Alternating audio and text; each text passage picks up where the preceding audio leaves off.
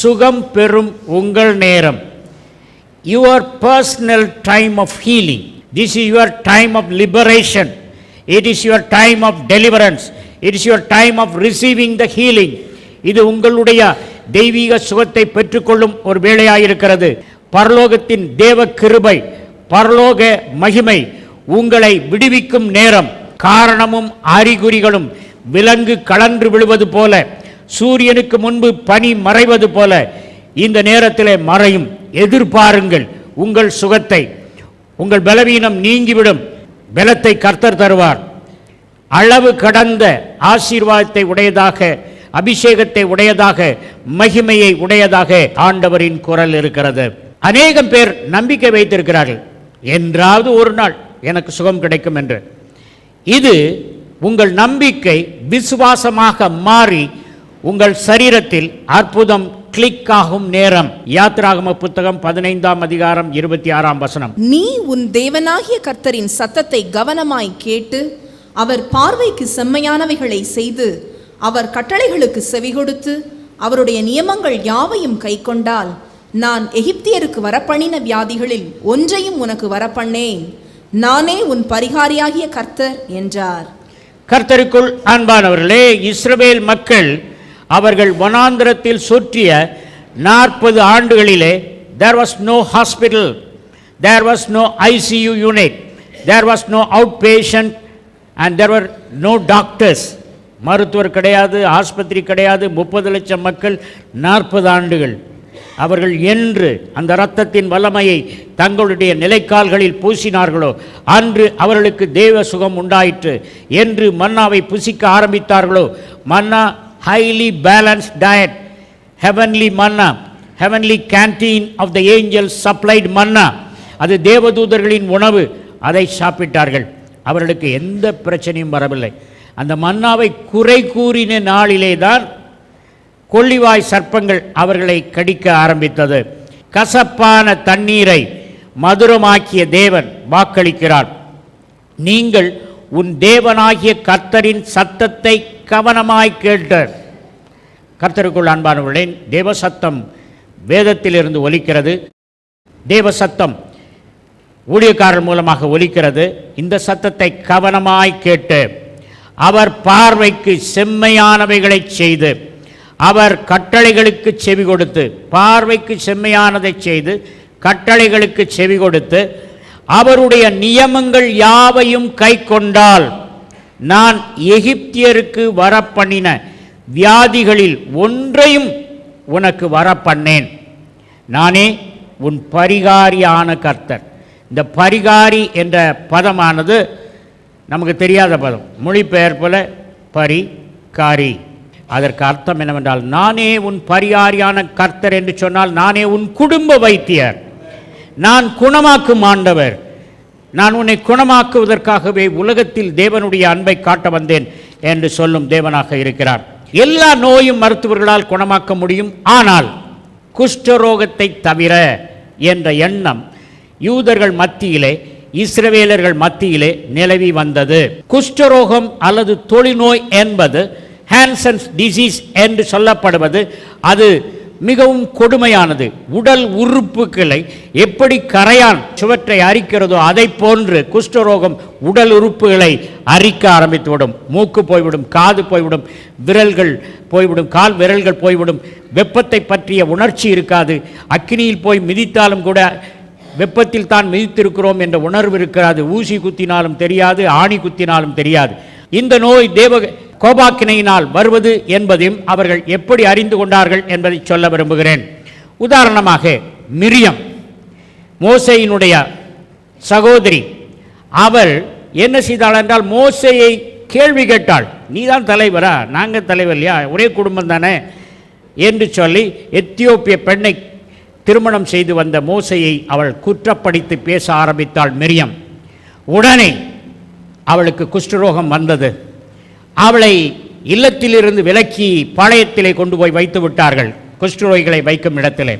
அப்பொழுது தன் சகோதரி குஷ்டரோகம் தன்னை குறித்து விரோதமாய் பேசியதினாலே தான் வந்தது என்று அறிந்த மோசே, எனக்கு விரோதமாய் பேசியதினாலே நான் மன்னித்து நான் போய் தேவனிடத்தில் கேட்டால் தேவன் சுகம் கொடுப்பார் என்று சொல்லி மிரியத்திற்கு சுகம் வாங்கி தருகிறதை பார்க்கிறோம். எதிர்த்து நின்ற மிரியமுக்கு தொழுநோய் கண்டதை மக்கள் வேதத்தில் வாசித்திருக்கிறார்கள் பஞ்ச ஆகமங்களிலே. ஆகவே அவர்களுக்கு எண்ணம் தேவ கோபாக்கினையினால் இந்த நோய் வரும் என்று. அடுத்தது கேயாசி. கேயாசி அங்கே எலியாவினுடைய வேலைக்காரனாயிருந்தான். நாகமான் வந்தபொழுது நாகமான் இடத்திலே எஜமான் எந்த பொருளையும் வாங்கவில்லை. You cannot get any fees for healing. Gehazi நாகமான் இடத்திலே அவன் லஞ்சம் வாங்கிவிட்டான். உடனே குஷ்டரோகம் அவனை பிடித்தது என்று பார்க்கிறோம். அடுத்தது உசியா ராஜா. உசியா ராஜா அவன் வந்து ஆசாரியனுடைய பணியை செய்ய ஆரம்பித்த உடனே நெற்றியிலே குஷ்டரோகம் வர ஆரம்பித்தது. ராஜாவை தூக்கி தனியாக வச்சுட்டாங்க. கர்த்தருக்குள் அன்பானவர்களே, because of the biblical passages in these the lives of these characters, biblical characters, there has been a thought in the mind of the people of Israel that leprosy comes because of the anger of God. நாகமானுக்கு அவன் வீட்டில் வேலை செய்த இஸ்ரவேல் நாட்டைச் சேர்ந்த வேலைக்காரி, கைதியாக வேலைக்கு அமர்த்தப்பட்ட பெண். நம்ம ஐயா இஸ்ரவேல் நாட்டுக்கு போனால் சுகமாயிரும். தளபதியாக இருக்கும்போதே நல்ல தளபதியாக இருந்ததுனால குஷ்டரோகம் வந்த உடனேயும் தளபதியாக கண்டினியூ பண்ணுன்னு சொல்லிட்டாங்க. ஒரு ஆர்மி கேப்டன் ஒரு நாட்டில் இருந்து 100 நாட்டுக்கு போனார்னால என்ன நினைப்பாங்க, வெவு பார்க்க வந்திருக்கான், இவன் ஏதோ காரியத்துக்கு வந்திருக்கான், சண்டை பிடிக்க வந்திருக்கான் அப்படின்னு சொல்லி நினைப்பாங்கங்கிறதுக்காக இந்த சீரிய ராஜா ஒரு லெட்டர் கொடுத்து அனுப்புகிறான். நான் தான் அனுப்புகிறேன், சமாதானமாக அனுப்புகிறேன், இவனை சோகப்படுத்துன்னு அனுப்புகிறேன். என்றாலும் அந்த இஸ்ரவேல் ராஜாவுக்கு மனசில் சரியாக படலை. ஏதோ இவன் வம்பு கிழக்கிறான், நம்மளை மாட்டி விடத்தான் பார்க்குறான் அப்படின்னு சொல்லிட்டு அவன் என்ன சொல்கிறான், அந்த கடிதத்தை படித்த உடனே சட்டை கிழிச்சிட்டான். அப்போ அவன் கேட்குறான், நான் என்ன கடவுளா குஷ்டரோகத்தை சோகப்படுத்துன்னு அனுப்பியிருக்கானே. 2 ராஜாக்களின் புத்தகம் 5ஆம் அதிகாரம் 7ஆம் வசனம். இஸ்ரவேலின் ராஜா அந்த நிருபத்தை வாசித்த போது அவன் தன் வஸ்திரங்களை கிழித்து கொண்டு, ஒரு மனுஷனை அவன் குஷ்டரோகத்தினின்று நீக்கிவிட வேண்டும் என்று அவன் என்னிடத்தில் நிருபம் அனுப்புகிறதற்கு கொல்லவும் உயிர்ப்பிக்கவும் நான் தேவனா? இவன் என்னை விரோதிக்க சமயம் தேடுகிறான் என்பதை சிந்தித்து பாருங்கள் என்றான். அவன் கேபினெட்டில் சொல்கிறான், சிந்திச்சு பாருங்கப்பா, இந்த கடிதத்தை எழுதி வச்சிருக்கான், நான் என்ன உயிர் கொடுக்கவும் உயிரெடுக்கவும் வல்லமை உள்ள தேவனா? இந்த குஷ்டரோகத்தை நேரில் சுகப்படுத்த முடியுமா? ராஜா சொல்கிறான். ராஜ அரண்மனையில் இருக்கிற வைத்தியர்களால் சுகப்படுத்த முடியாது. அப்படிப்பட்ட சூழ்நிலை. தேவனாலன்றி சுகம் கிடைக்காது என்று நினைத்து கொண்டிருந்த வேளையிலே மலை பிரசங்கத்தை 5ஆம் 6ஆம் 7ஆம் அதிகாரத்தில் பிரசங்கம் செய்த இயேசு கிறிஸ்து 8ஆம் அதிகாரத்தில் அப்படிப்பட்ட ஒரு குஷ்டரோகியை சுகப்படுத்தி, தேவனால் மாத்திரமே சுகப்படுத்தக்கூடிய தொழுநோயாளியை நான் சுகப்படுத்தியதினாலே பரத்திலிருந்து இறங்கி வந்த தேவன் என்பதை இஸ்ரவேல் ஜனமே புரிந்து கொள்ளுங்கள் என்று சொல்லி ஒரு அற்புதத்தை செய்தார் என்று பார்க்கிறோம். திருப்புவோம் மத்தேயு 8ஆம் அதிகாரம் 3ஆம் வசனம். இயேசு தமது கையை நீட்டி அவனை தொட்டு, எனக்கு சித்தம் உண்டு, சுத்தமாக என்றார். உடனே குஷ்டரோகம் நீங்கி அவன் சுத்தமானான். வேதத்தில் உடனே என்ற பதம் அதிகமாக இயேசு கிறிஸ்துவுக்கு தான் எழுதப்பட்டிருக்கிறது. ஏன் டிரான்ஸ்லேஷன்? இயேசு தமது உதவிக்கரத்தை நீட்டி அவரை தொட்டு, அது என் சித்தம், சுகப்படுத்துவது என் சித்தம், சுகப்படுத்துவது என் விருப்பம், உமது தொழுநோய் இப்பொழுதே நீங்குவதாக என்றார். உடனே அந்த தொழுநோய் நீங்கிற்று என்று பார்க்கிறோம். Instantly, in a split second அந்த நோய் நீங்கிட்டு என்று பார்க்கிறோம். அதை பார்த்த மக்கள் எல்லாம், ஏப்பா தேவ மாத்திரம் சுகப்படுத்தக்கூடியதை இவர் போய் தொட்டார். குஷ்டரோகி நல்லா இருக்க ஒருத்தர் தொட்டா குஷ்டரோகம் பரவுன்னு சொல்லுவாங்க. லெப்ரோமேட்டஸ், அதாவது 2 type of leprosy is there. One kind of leprosy is very terrible, should not go and touch. Okay, ஆனால் இயேசு கிறிஸ்து அவன் தொடல, இவர் போய் தொடுறார். இயேசு கிறிஸ்துவிடத்திலிருந்து அந்த அபிஷேகம், கர்த்தருடைய அபிஷேகம் தலைகளை முறிக்கும். அபிஷேகம் நோய்களின் வலுவை குறைக்கும். நோய்களின் காரணத்தை வேரோடு பிடுங்கி அதை குப்பையில் எரியும். ஆகவே முதலாவது அபிஷேகம். 2வது அதிகாரம். போங்க, பிதா என்னை அனுப்பினது போல நான் உங்களை அனுப்புகிறேன். பிதா என்னை அனுப்பினார், நான் அற்புதங்களை செய்தேன். நான் உங்களை அனுப்புகிறேன், நீங்கள் போய் அற்புதங்களை செய்யுங்க. பிதா அனுப்புன மாதிரியே நான் அனுப்புகிறேன்னு சொல்கிறார். Authority, the authority that Jesus has vested in my voice can nullify and cancel sicknesses if you have faith. வேதம் தரும் அதிகாரம், வாக்குத்தத்தங்கள் தரும் அதிகாரம். மூன்றாவது மனதுருக்கம். கர்த்தருக்குள் அன்பானவர்களே, நோயாளிகள் வரும்பொழுது அவர்களுக்காக ஜெபிக்கும் பொழுது மனதுருக்கம் வேண்டும். The very same compassion with which Jesus Christ was healing should be the compassion in your heart. You should be moved with the compassion. And we read it again and again in the Word of God. Jesus was moved with compassion and healed them all. அவர் மனதுருக்கம் அடைந்து மக்களை குணப்படுத்தினார். இந்த 3 ஆயுதங்கள், anointing, authority, compassion. Okay, இந்த 3. ஆகவே இயேசு கிறிஸ்து சொன்னார், இது என் விருப்பம், இவரால் சுகப்படுத்த முடியும் என்பதில் எள்ளளவேனும் சந்தேகம் இல்லை. ஆனால் என்ன சந்தேகம் இருக்குது? இவர் சுகப்படுத்துவாரா? உங்களால் சுகப்படுத்த முடியுமான்னு இயேசுட்ட கேட்டால், நீங்கள் சுகப்படுத்த முடியும், அது எனக்கு தெரியும், ஆனால் உங்களுக்கு சித்தம் இருக்கா? Do you like to heal me அப்படின்றார். அவர் சொல்கிறாரு, சித்தம் இருக்குப்பா, அதுதான் நான் வந்திருக்கேன், என் சித்தமே சுகப்படுத்துகிறதா அப்படின்னு சொல்லிட்டு. ஆகவே இந்த 3 ஆயுதங்களும் உங்கள் உள்ளத்தில் இருக்கும் பொழுது சுகம் கிடைக்கும். நோயை கண்டு பயப்படக்கூடாது. சிலர் சொல்லுவாங்க, என்ன பாஸ்டர் இப்படியெல்லாம் பேசுகிறீங்களே? இயேசு கிறிஸ்துவே சொல்லியிருக்காரு, லூக்கா 5:31. இயேசு அவர்களுக்கு பிரதியுத்தரமாக, பிணியாளிகளுக்கு வைத்தியன் வேண்டியதே அல்லாமல் சுகமுள்ளவர்களுக்கு வேண்டியதில்லை. பிணியாளிகளுக்கு வைத்தியன் வேண்டியதே அல்லாமல் சுகமுள்ளவர்களுக்கு வேண்டியதில்லைன்னு பைபிள்லேயே போட்டிருக்கு. ஐயா, நீங்கள் இப்படி சொல்கிறீங்க அப்படின்னு. அது பைபிளில் போட்டிருக்கு, அதே பைபிளில் தான் போட்டிருக்கு. அவர் தாமே நம்முடைய பலவீனங்களை ஏற்றுக்கொண்டு நோய்களை சுமந்தார் என்று மத்தேயு 8:17 இருக்குது. அவர் நோய்களை சுமந்தார்னு போட்டிருக்கு. முதல்ல போட்டது, விசுவாசம் இல்லைன்னா டாக்டர்கிட்ட கட்டாயம் போயா. சிலர்லாம் எனக்கு ஃபோன் பண்ணாங்க, பாஸ்டர் எனக்கு 2 கண்லையும் கேட்ராக்ட் வந்துடுச்சு, பார்க்க முடியல, டாக்டர் சொல்கிறார் ஆப்ரேஷன் பண்ணணுன்னு. நான் விசுவாசமாக இருக்கிறேன், நீங்கள் ஜெபம் பண்ணுங்க சுகமாகும். நான் சொல்லிட்டேன், உங்களுக்கு விசுவாசம் இல்லை, நீங்கள் டாக்டருக்கு போகாத காரணம் பயம், பயத்தினால தான் போகாமல் உட்காந்துட்ருக்கீங்க. அதனால் விசுவாசம்னு சொல்லாதங்க, கண் மோசமாயிரும், குருடாயிருவீங்க, போங்க டாக்டர். போகணும், நல்ல டாக்டர் இருக்காங்க, நான் போனேன். கர்த்தருக்குள் அன்பானவர்களே, ஆண்டவர் சில சமயங்களில் சோதனைகளை அனுப்புகிறார். சோதனைங்கிறது டெஸ்ட். பிசாசு சொல்லுவான், ஆண்டவரே இந்த விசுவாசிக்கு ஒரு கொஸ்டின் பேப்பர் போட்டு பரீட்சை வைக்க போகிறேன்னுவார். கொஸ்டின் பேப்பரை இயேசு கிறிஸ்து தயாரிக்க மாட்டார், பிசாசு தான் தயாரிக்கும். ஆனால் இயேசு கிறிஸ்து சொல்கிறார், என் பிள்ளை கொடு, என்ன கொஸ்டினாக கொடு, யோபுக்கு கொடு. ஆனால் அவன் ஜெயிச்சிடுவான், அவன் பாஸ் மார்க் வாங்கிடுவான். கட் அவுட் மார்க் எது வையினாலும் சரிப்பா, 100% வாங்கி பாஸ் பண்ணுவான் அப்படின்னு சொல்லிட்டு தான் கொடுக்குறாரு. ஏன் சிலர்லாம் கேட்பாங்க, நான் கர்த்தரிடத்தில் இவ்வளோ விசுவாசமாக இருக்கிறேன், இந்த தசம்பாவும் கொடுக்குறேன், எனக்கு ஏன் இந்த பிரச்சனை வந்தது? உனக்கு வராமல் வேறு யாருக்குமா வரும், உன்னை ப்ரமோட் பண்ணணுன்னு கர்த்தர் இந்த பிரச்சனையை கொடுத்துருக்காரு, நீ வந்து எனக்கு ஏன் வந்ததுன்னு உட்கார்ந்து இருந்தேன்னா இன்னும் பெரிய பிரச்சனை வரும்.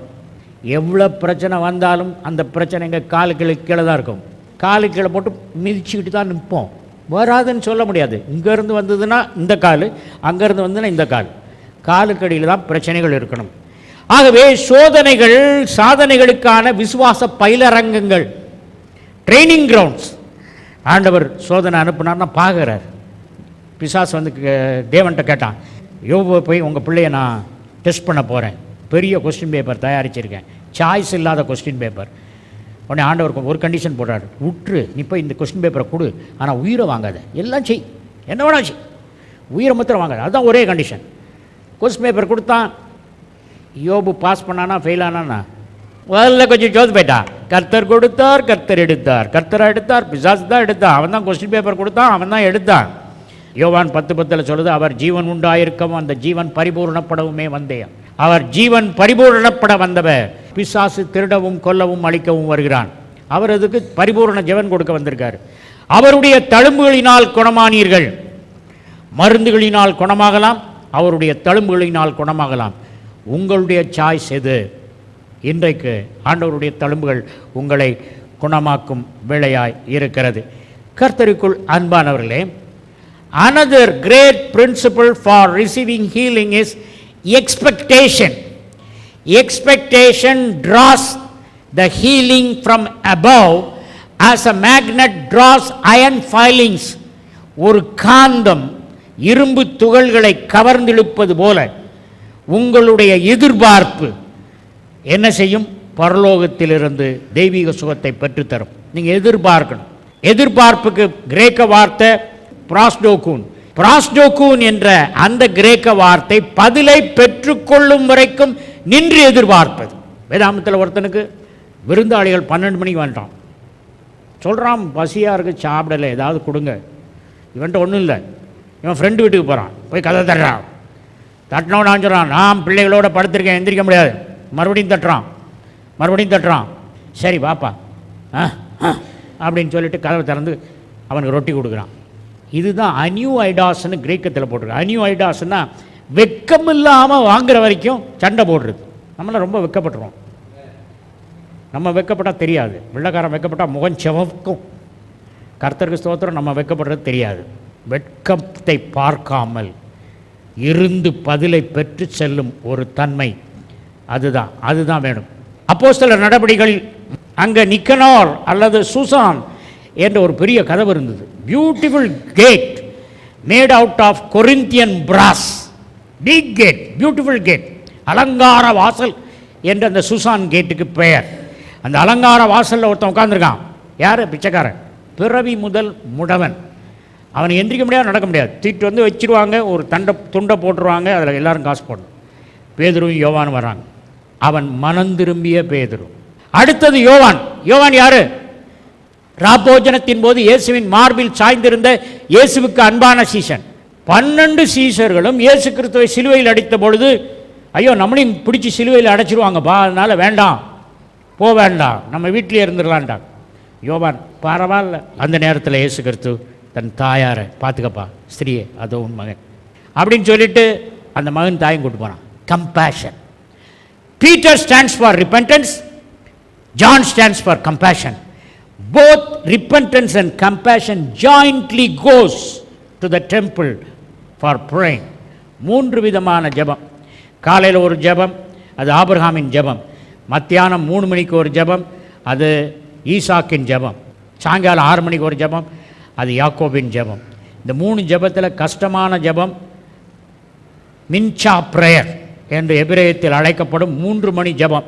பேதுருவும் யோவானும் மத்தியானம் 3 மணிக்கு போனாங்க. ஏன் 3 மணிக்கு போனாங்க? மத்தியானம் 3 மணிக்கு தான் இயேசு கிறிஸ்து சொன்னார், இட் இஸ் ஃபினிஷ்ட், அது முடிந்தது. டெட்டலஸ்டாய் in Greek is Jesus set.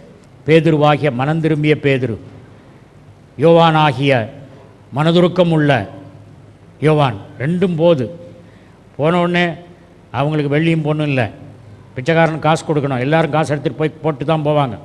ஆனால் இந்த டிஃப்ரெண்ட் பிராண்டாக இருக்குது பீட்டர் அண்ட் ஜான். அதனால் வேறு ஏதாவது கிடைக்கும்னு எதிர்பார்த்தோனோ தெரில, ஏதாவது கிடைக்கும் என்று எதிர்பார்த்தான். அந்த எதிர்பார்ப்புக்கு போட்டிருக்க வார்த்தை தான் பிராஸ்டோகூன். இந்த பசங்க 2 பேரையும் எதையாவது இவங்ககிட்ட வாங்காமல் நான் விட போகிறதில்ல. பிராஸ்டோகூன், அந்த எதிர்பார்ப்பு. நம்ம எதிர்பார்ப்போம், போது இனி வராது, நீ எதிர்பார்த்து பிரயோஜனம் இல்லை அப்படின்னு சொல்கிறோம். அப்படி இருக்கக்கூடாது. எதனா எதிர்பார்த்தீங்கன்னா அதை வாங்கிட்டு தான் விடணும். ஆகவே என்ன நடந்தது? அப்போஸ்தலர் 3ஆம் அதிகாரம் 4ஆம் 5ஆம் வசனம். பேதுருவும் யோவானும் அவனை உற்று பார்த்து, எங்களை நோக்கி பார் என்றார்கள். அவன் அவர்களிடத்தில் ஏதாகிலும் கிடைக்கும் என்று எண்ணி அவர்களை நோக்கி பார்த்தான். பிறவியிலிருந்து சப்பானியாய் இருக்கும் பிச்சைக்காரர் பேதுரு யோவானிடத்திலிருந்து மனந்திரும்புதல் மனதுருக்கத்திடத்திலிருந்து ஏதாவது கிடைக்கும் என்று எதிர்பார்ப்புடன் அவர்களை ஆவலுடன் நோக்கினான். என்ன நடந்தது? பார்த்தான், கிடைக்குது. அவன் என்ன சொன்னான்? வெள்ளியும் பொண்ணு கொண்டு வரலப்பா, எங்கிட்ட இருக்கிறது இயேசுவின் நாமம். அடுத்தது தெய்வீக சுகத்தை பெற்றுக்கொள்வதற்கு உங்களுக்கு தேவையானது இயேசுவின் நாமம். God has given the power of attorney to make use of his name. இப்போ எனக்கு ஒரு லேண்ட் இருக்குது, அதை விற்கணுமானா நான் விற்காமல் இருக்கிறதுக்கு பவர் ஆஃப் அட்டார்னி, இவர் so and so can sell the land on my behalf. That is power of attorney to use my name. Jesus, when he left on this earth, he gave a power of attorney to all the believers to make use of his name. அவருடைய பெயரை பயன்படுத்தும் அந்த அதிகாரத்தை இயேசு கிறிஸ்து விசுவாசிகளுக்கு கொடுத்திருக்கார். அந்த பேரை நம்ம பயன்படுத்தணும். அந்த பேரில் வானம், பூமி, பூமிக்கு கீழானோர் எல்லாருடைய முழங்கால்களும் முடங்கும். பூமியில் உள்ளவர்களுடைய முழங்கால்கள், மனிதர்களுடைய முழங்கால்கள் முடங்கும் என்று சொன்னால் கேன்சருங்கிறது உயிரில்லாத ஒரு கிருமியினால் வரக்கூடியது கேன்சர், மல்டிப்ளிகேஷன் ஆஃப் செல்ஸ். அந்த கேன்சரை கொண்டு வந்து இயேசு கிறிஸ்து நாமத்துக்கு பக்கத்தில் வச்சா என்ன செய்யும்? அது முழங்கால் படிட்டு, ஐயா போயிடுற ஐயா. பிரிசனர் ஆஃப் வார் என்ன செய்வாங்க தெரியுமா? முழங்கால் படியில் வச்சு தான் அவங்கள ஃபோட்டோ எடுத்து போடுவாங்க. இந்த மாதிரி திருடுனா இவன் ஜெயிலில் போகிறான் அப்படின்னு. அதே மாதிரி நோய்கள் இயேசுவின் நாமத்திற்கு மண்டியிடும், முழங்கால் படியிடும், அவரை கர்த்தர் என்று அறிக்கையிட்டு விட்டு போய்விடும். Make use of the name of Jesus. Jesus has given the power of attorney to every one of you to make the best use of his name.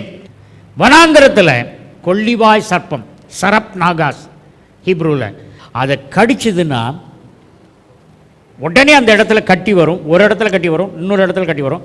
அந்த கட்டினுடைய நுனி வந்து சிகரெட்டை கொளுத்தி வச்சா எப்படி இருக்குமோ அப்படி மாதிரி எரியும். கொல்லி வாய், கட்டியின் மேலே ஒரு கொல்லியை வச்ச மாதிரி, அந்த வாயில் கொல்லி வச்ச மாதிரி அது வலிக்கும். டீஹைட்ரேஷன் ஆகி உடனே செத்து போவானுங்க. நம்ம ஊர்களெலாம் கமிட்டி போடுவாங்க. வாலிபர்களே, உங்களுக்கெல்லாம் ஒரு அசைன்மெண்ட், இலவசமாய் திருச்சபையிலிருந்து ஒரு கம்பு கொடுக்கப்படும். நீங்கள் சுற்றி போய் காலையிலிருந்து மாலை வரைக்கும் பாம்புகளை அடிக்க வேண்டும். பாஸ்டர் சொல்வார், வாலிபர்களுக்கு தான் இது, நமக்கு கிடையாது. பாஸ்டர் நீங்களும் வாங்க போகலான்ட்டா என்ன பண்ணுவான்? கமிட்டியில் இப்படி தான் நடக்கும் பேச்சு. இவங்க கம்பி எடுத்து போனாங்களா, அடுத்த கமிட்டியில் 15 பேர் ஒருவனும் இப்பொழுது உயிரோடு இல்லை, எல்லாரும் போய் சேர்ந்துட்டான். என்னாகமம் 21ஆம் அதிகாரம் 8ஆம் 9ஆம் வசனம். அப்பொழுது கர்த்தர் மோசேயை நோக்கி, நீ ஒரு கொள்ளிவாய் சர்ப்பத்தின் உருவத்தை செய்து அதை ஒரு கம்பத்தின் மேல் தூக்கி வை. கடிக்கப்பட்டவன் எவனோ அவன் அதை நோக்கி பார்த்தால் பிழைப்பான் என்றார். இந்த கொள்ளிவாய் சர்ப்பம் கடிச்சு டீஹைட்ரேஷன் ஆகி boils, water is drained out of the body and becomes boils in different parts of the body. இவர் இங்கே என்ன சொல்கிறாரு? மோசேக்கு ஆண்டவர் சொல்கிறாரு, ஒரு பெரிய கம்படு, அதில் ஒரு வெண்கல சர்ப்பத்தை செய்து வை அப்படின்னு சொல்கிறார். எத்தனையோ பேர் செத்துக்கிட்டே இருக்காங்க. இவர் சொல்கிறாரு, மூளைக்கு ஏறாது. தேவனுடைய பல காரியங்கள் லாஜிக்கில் நீ யோசித்து பார்த்தன்னா உனக்கு நடக்காது. உங்களுடைய தர்க்கத்தை, லாஜிக்கை யூஸ் பண்ணாதுங்க. உலக மூளையை பயன்படுத்தி இது இப்படி இருந்ததுன்னா அப்படி வருமே அப்படின்னு சொல்லிட்டேன். பாஸ்டர் 1.5 வருஷம் பெட் ரிட்டனாக இருந்தேன், நீங்கள் ஜெபம் பண்ணிங்க, இப்போ எந்திரிச்சிட்டேன் அப்படிங்கும்போது எந்திரிச்சோன்னு என்ன சொல்லுவாங்க? தேங்க்ஸ் பாஸ்டர், இப்போ நடக்கிறேன் பாஸ்டர். அப்படியா சொல்கிறது? பாருங்கள், அப்போஸ்தலர் 3:8. அவன் குதித்தெழுந்து நின்று நடந்தான். நடந்து குதித்து தேவனை துதித்து கொண்டு அவர்களுடனே கூட தேவாலயத்திற்குள் பிரவேசித்தான். இவ்வளவு நாளும் தேவாலயத்துக்கு வெளியே உட்கார்ந்துட்டு பிச்சை கேட்டிருந்தவன் சோமடைஞ்சோடனே, பேதுரு யோவானே நல்லா சம்பளம் வந்துட்டு இருந்துப்பா, வேலை செய்யாமல் காலையிலேருந்து சாயங்காலம் வரைக்கும் 3 நேரம் எல்லாரும் வெள்ளியும் பொண்ணும் கொடுத்தாங்க. இப்போ நீ சோகமாக்கிட்ட, நாளைக்கு வந்து உட்கார முடியுமா அப்படின்னு சொல்லி கவலைப்படலை. என்ன செய்தான்? அவன் குதித்து. அப்போ ஒருத்தன் பார்க்குறான், டேய் நேற்று இந்த பிச்சைக்காரங்க தான் காசு போட்டேன், நடக்க முடியாதுன்னு சொன்னால் இப்போ குதிக்கிறான். கர்த்தருக்கு நன்றி உடையவர்களாக இருக்கணும். எவ்வளவு நன்மை செய்திருக்கார் ஆண்டவர், எப்பமா நினச்சிருக்கீங்களா? பிலிப்பியர் 1ஆம் அதிகாரம் 20ஆம் வசனம். நான் ஒன்றிலும் வெட்கப்பட்டு போகாமல் எப்பொழுதும் போல இப்பொழுதும் மிகுந்த தைரியத்தோடே ஜீவனாகிலும் சாவினாலாகிலும் கிறிஸ்து என் சரீரத்தினாலே மகிமைப்படுவார் என்று எனக்கு உண்டாயிருக்கிற வாஞ்சைக்கும் நம்பிக்கைக்கும் தக்கதாய் அப்படி முடியும். சரீரத்தில் கிறிஸ்து மகிமைப்படுவார். when you are healed, Jesus is glorified in your through your body. சரீரத்தில் சுகமடைஞ்சா ஆரோக்கியம் வரும். ஆண்டவருடைய வார்த்தையானது வல்லமை உள்ளது. My words are spirit and life. It is a two-edged sword. 2 பக்கமும் கூர்மையான ஒரு வாள், ஒரு பட்டயம். அந்த வார்த்தை ஆண்டவருடைய வாயிலிருந்து புறப்பட்டாலும், விசுவாசம் நிறைந்த உள்ளத்திலிருந்து புறப்பட்டாலும் அது ஒரே கிரியையை செய்யக்கூடியதாக இருக்கிறது. கர்த்தருக்குள் அன்பானவர்களே, there are 3 kinds of healing. Healing of the body, சரீரத்தின் நோயை குணப்படுத்துது. Healing of the soul, depression, mental disorders. Healing of the spirit. When you have the healing of the spirit, you will be reconciled with God. தேவனோடு மனம் பொருந்துவீர்கள். கர்த்தருக்குள் அன்பான, சிலுவையை பாருங்கள். சிலுவையில் கையில் ஆணி, ரேடியஸ் அல்னா 2 எலும்புக்கு மத்தியில் ஆணி, இங்கேயும் ரேடியஸ் அல்னா எலும்புக்கு மத்தியில் ஆணி, ரத்தம் கொட்டுது. தலையில் முள்முடியில் ரத்தம், இருதயத்தை பஞ்சர் பண்ணி ரத்தம். அப்படி ரத்தம் கொட்டிட்டு இருக்கு. அந்த ரத்தம் நம்முடைய பாவங்களை மன்னிப்பதற்கு. The front portion of the Lord Jesus Christ, where we see the blood oozing out, that cleanses our sin. அவருடைய ரத்தம் நம் பாவங்களை சுத்திகரிக்கிறது. சிலுவைக்கு பின்னால் போங்க, முதுகில் 39 அடி அடித்து தழும்பு இருக்கு. அந்த தழும்பு நம்மை குணப்படுத்துகிறது. முன்பக்கம் ரட்சிப்பு ரத்தம், பின்பக்கம் போனால் தழும்பு தெய்வீக சுகம். இப்பொழுது I am going to pray for the people who are sick, both in the audience. I just speak to diabetes first. Every cell in the pancreas be alive.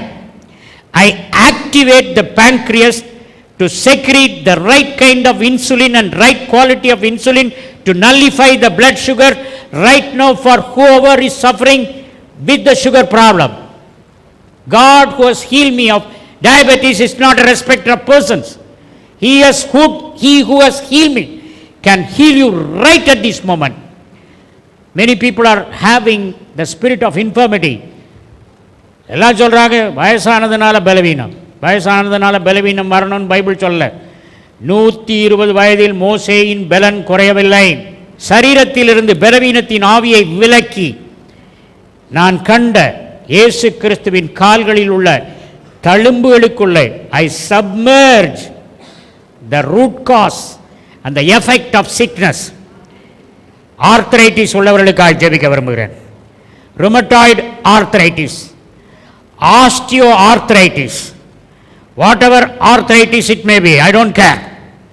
In the name of Jesus Christ of Nazareth, தேய்ந்து போன எலும்புகள் தேய்மானம் நீங்கி இப்பொழுது பலனடைகிறது. I don't see the congregation alone. I see many people watching the program having arthritis, not able to walk with pain because of pain. உங்களுடைய எலும்பு தேய்மானம் நீங்குகிறது, இடுப்பில் உள்ள வலி நீங்குகிறது, முதுகில் உள்ள வலி நீங்குகிறது. அடிக்கடி 10 வருடமாக தலைவலியில் கஷ்டப்பட்டு கொண்டிருக்கிறேன் என்று சொல்லி நினைத்து கொண்டிருக்கிற சகோதரியே, உன் தலையில் நெற்றியில் கை வை, இப்பொழுது சுகமடைகிறது, சுகத்தை பெற்றுக்கொள்கிறாய்.